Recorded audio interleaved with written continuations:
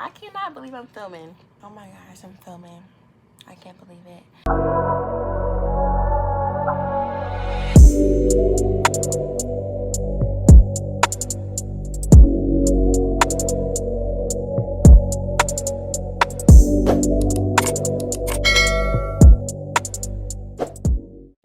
It's taking me a while to actually like sit down and talk to the camera, but we're here. Hi guys, welcome back to my channel, and assalamu alaikum warahmatullahi wabarakatuh. I feel like I've prolonged this video for a while, but honestly I'm glad that we're here. Like, I'm glad that I can sit down and be very transparent with you guys. So I don't want to waste no time. I have a few topics that I want to talk about throughout this video, and let's just get into the video. Let's just talk about how much I've missed YouTube and just like content creating in general. I feel like when it comes to me creating content, I always want it to be like a specific way. When it comes to just starting anything in general, you're going to have your bumps in the road. So that's why I feel like I had to sit back and reflect, like, your videos don't have to be as perfect as if like you've been doing YouTube for like 5 years. Like, no, like, you just started YouTube. Enjoy the fact that you're going to make mistakes and you're going to have trials and tribulations, so your content don't have to be perfect in order for you to put it out. Like, something that I do to myself that I'm just going to stop doing, and just, you know, I want you guys to just grow with me. So be as transparent as I can be in this video, so you and I can, you know, have a bond, you know. But in today's video, I'm going to be giving college advice to Muslimahs that want to go to college or considering college, or just, you know, having questions. Because when I was going into college, I wanted this type of video for me to watch for myself, get like a Muslim perspective. I'm going to create my own video and just give you guys my perspective on college and how I've balanced things and just the things that I went through, so you guys can get an understanding of how college is and how being in college as a Muslim and at a HBCU, reality of it, you know what I'm saying? So the first topic is balancing deen and dunya. And honestly, what I've learned is just there's going to be events that you're not going to go to because of the simple fact that what's attributed in the events, like the music, the drinking, the, you know, the dancing, the things that we're not supposed to be around.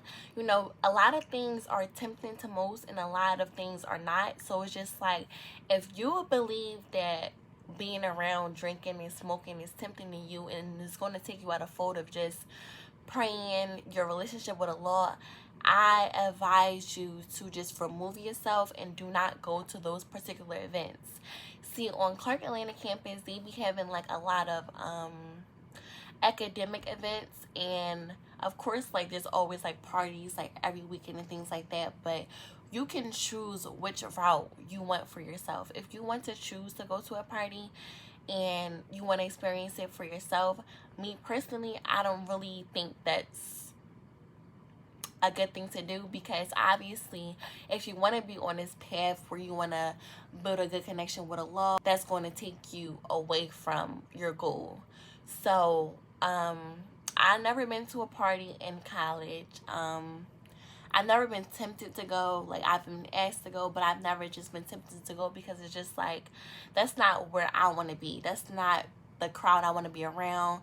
It's just certain things that I don't do because of the fact that I fear Allah. You know, Allah is first in my world, and sometimes it's hard to have that discipline when you're around a lot of things that's, you know, pleasing or tempting. So it's just good to have that remembrance of Allah, and also just, you know, make dua. Like, that's the power of dua is very powerful. And even if Allah does not answer your, you know, your du'as in a blink of an eye, it takes time, and, you know, Allah is going to grant you things when He thinks that is most, you know, reasonable or suitable for you. You know what I'm saying? So yeah, a disclaimer, like, I am not perfect. I don't strive to be perfect. I'm a striving Muslim. So like, my advice is just like from my perspective, and you know, I have my shortcomings. I have my days where I just like, I don't feel motivated, or just like, we all have those days. But this is just like a push, like, where you have somebody that's in the same situation as you and just trying to do better when it comes to your relationship with God. The next topic is roommates, and I actually get a lot of questions when it comes to like how do I have like a roommate that's non-Muslim and things like that. So let's get into that. So one thing I did not know before I came to college is like setting boundaries. Like I did not know like setting boundaries was a thing before I got here. So honestly, like I just came into college with like open arms, like yeah, like we can share everything, we can do everything, you know what I'm saying? But not even just knowing that boundaries have to be set when you're living with someone. Not even just for like religious purposes, but just like in a general aspect. Like boundaries have to be set. And I did not know that before I came to college. Like I wish somebody told me. But it's cool. I learned. But as far as like rooming with someone that's non-Muslim, at first it really was like uncomfortable because obviously my roommate doesn't know like much about Islam. And over the time, it took me, you know, some time to become comfortable with like explaining the things that I do, to become comfortable with myself with doing the things that I do, like as far as like praying. Like I felt very uncomfortable like praying in the room. And also like, you know, Clark is like a primarily a Christian school. Like yes, we have other religions, but you know, this school is like based upon like Christians. Like they really cater to, you know, Christianity more on campus.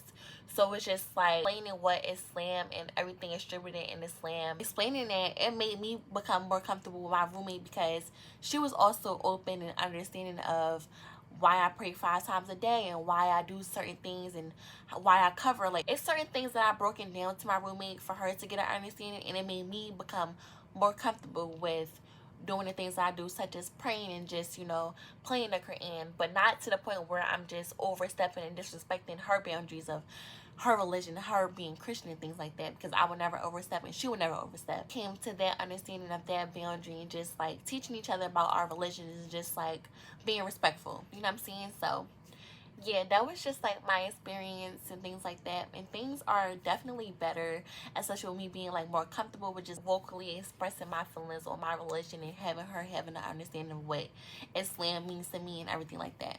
I feel like it was important to me to come back very transparent because I don't want to come out as if like I'm just so perfect and I got it all together, and that's not the case. Like I was struggling mentally, I was struggling academically, I was struggling in a lot of aspects, and now that I'm finally getting an understanding, like be transparent, like let people know your story, let people know that you have struggles as well, because it's other people out there that's trying to understand how to be in college and how to balance their relationship with God and just trying to better themselves as a person and understanding that it's life. Like you go through things, like in life you really go through things, and if there's no manuscript on how to deal with life or how to balance everything, because you have your own perspective on how you do things, and it's good to hear somebody else's perspective and hear somebody that's going through what you're going through as well. Someone to just like, oh, like I can do that too. So it's kind of motivation for me as well, because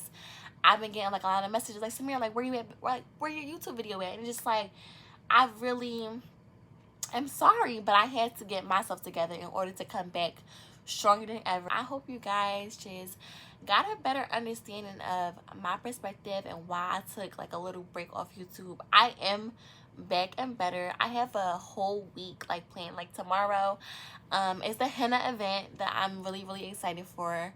I am a part of the AUC MSA, and we also have a Clark MSA on campus, and you guys going to see like more of an insight of like how we do that and how we run that like during the week. We've been having like things throughout the week during the month of Ramadan, alhamdulillah.